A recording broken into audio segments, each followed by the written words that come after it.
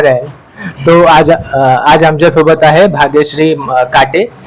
इन्होंने first attempt में job के साथ, जॉब कितना घंटा, 12 घंटा उससे भी ज्यादा, मतलब हाँ, ट्रैवलिंग एंड ऑल सारी चीजें पकड़ के 12 से 15 घंटे जॉब के साथ क्लासेस अटेंड करते हुए, डेली लेक्चर अटेंड करते हुए इन्होंने अपना फर्स्ट ग्रुप सीएमए इंटर का क्लियर किया है फर्स्ट अटेम्प्ट में विथ एन एग्जामिनेशन।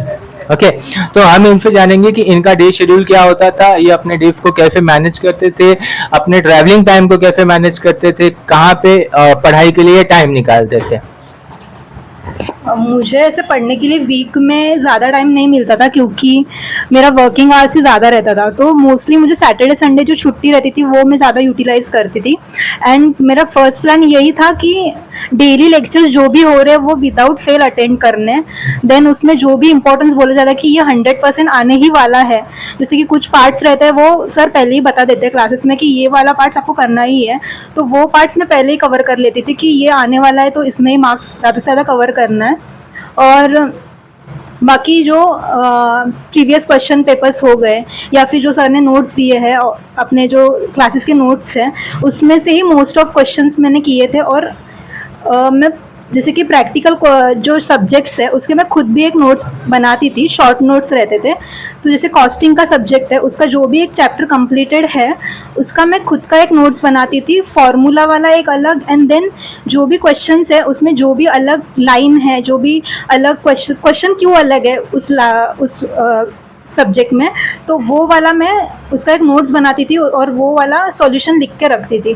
तो जैसे कि वो शॉर्ट नोट्स आपको एग्ज़ाम के टाइम पे आप रीड कर सकते हो और शॉर्ट टाइम में आप रिवीजन कर सकते हो। और फिर मैंने ऑब्जेक्टिव के ऊपर भी ज़्यादा फोकस किया, ऐसे नहीं कि इग्नोर कर दिया ऑब्जेक्टिव तो नहीं पढ़ने। तो मैंने ऑब्जेक्टिव सारे मॉड्यूल से ही पढ़े थे, बट सारे रीड किए थे जो मल्टीपल चॉइस है वो, और मोस्ट ऑफ मुझे उसमें ही ज़्यादा कवरेज मिल गया मार्क्स का। सो यही प्लान था। जो आपको स्टडी मटेरियल मिले थे क्लास से वो कितने इफेक्टिव थे, चाहे कॉस्टिंग के कहें, चाहे टैक्स के कहें, या फिर चाहे लॉ के कहें? जो भी मॉड्यूल थे वो सारे के सारे बहुत सिलेक्टिव टॉपिक्स के थे। ऐसे नहीं कि मतलब जो अपने इंस्टीट्यूट के मॉड्यूल्स रहते हैं वो बहुत वास्ट रहते हैं और अपन डायरेक्ट पढ़ने चाहे तो बहुत मुश्किल है उससे। जो सर ने प्रोवाइड किए उसमें बहुत सिलेक्टिव टॉपिक होने की वजह से वो जल्दी कवर हो जाते हैं। जैसे कि टैक्सेशन के लिए भी बहुत इफेक्टिव मॉड्यूल है जो सर ने दिया है, कॉस्टिंग के लिए भी बहुत इफेक्टिव है। बाकी लॉ के लिए मेरे पास चार्ट्स भी अपन खुद से प्रिपेयर कर सकते हैं। जो मैम ने हम लोग को चार्ट्स दिए थे तो हम लोग ने जैसे सजेस्ट किया मैम को, उस हिसाब से मैम ने चेंजेस करवाए और हम लोग को चार्ट्स ही प्रोवाइड किए जा रहे थे, तो वो भी बहुत इफेक्टिव थे। तो जैसे हमने एक बार गौरव की बात की, उसके पास पढ़ने के लिए टाइम कम था, भाग्यश्री के पास पढ़ने के लिए टाइम कम था, तो टाइम कंस्ट्रेंट नहीं है कि टाइम की वजह से हम नहीं पढ़ पा रहे, हमारे पास उतना टाइम नहीं मिल रहा, हम नहीं पढ़ पा रहे। जॉब के साथ अगर कोई क्लियर कर सकता है तो कोई रेगुलर स्टूडेंट है वो तो क्लियर कर ही सकता है। इम्पॉर्टेंट ये है कि डेडिकेशन, अगर आप डेडिकेशन दे रहे हो तो चीजें क्लियर हो सकती है। अपने रिटर्न प्रैक्टिस कितनी की एग्जाम के पहले, और बाकी सारी माइट भी तो आपको एग्जाम के एक दिन पहले शायद छुट्टी मिली है, तो तब आपने कैसे सारी चीजों को मैनेज किया? मेरे को ये पता चल गया था कि मुझे छुट्टी जल्दी नहीं मिलने वाली है, सो मैंने उसके पहले जो वीकेंड है तब से ही स्टार्ट कर दी पढ़ाई करना।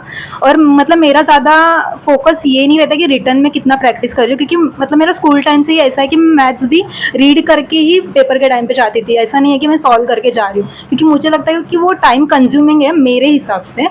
तो मोस्टली मेरा यही रहता है कि मैं क्वेश्चंस रीड करते करते उसमें जो इंपॉर्टेंट है वो लिख लेती हूँ फटाक से नोट्स बनाने के लिए, और मैं वही रीड करके जाती थी। तो ऐसा रिटर्न मैंने कुछ दिया नहीं था, ना ही मैंने लॉ का रिटर्न में किया था इतना कुछ स्टडी। मेरा मोस्टली रीडिंग पे ही ज़्यादा फोकस रहता है।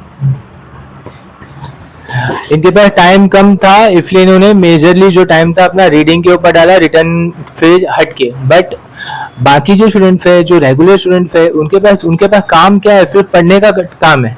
तो आप रिटर्न प्रैक्टिस कर सकते हो, आप अपने टाइम के अकॉर्डिंग चूज करोगे कि मुझे क्या प्लान आउट करना है। शी हैड एन प्लान, उनके प्लान्स अलग थे, ठीक है, बट उन्होंने अपने प्लान बनाए अपने टाइम के बेस पे। Same as you have to do, आप अपने टाइम को एलोकेट करोगे अपने शेड्यूल के हिसाब से, आपको क्या काम करना है, कितने टाइम पढ़ना है, कितने टाइम लिखने का प्रैक्टिस करना है। अगर वो सिर्फ रीड कर करके पास हो सकते हैं, देन आप लिखने की प्रैक्टिस के साथ और कितने लेवल पे आपका रिजल्ट चेंज होगा। ओके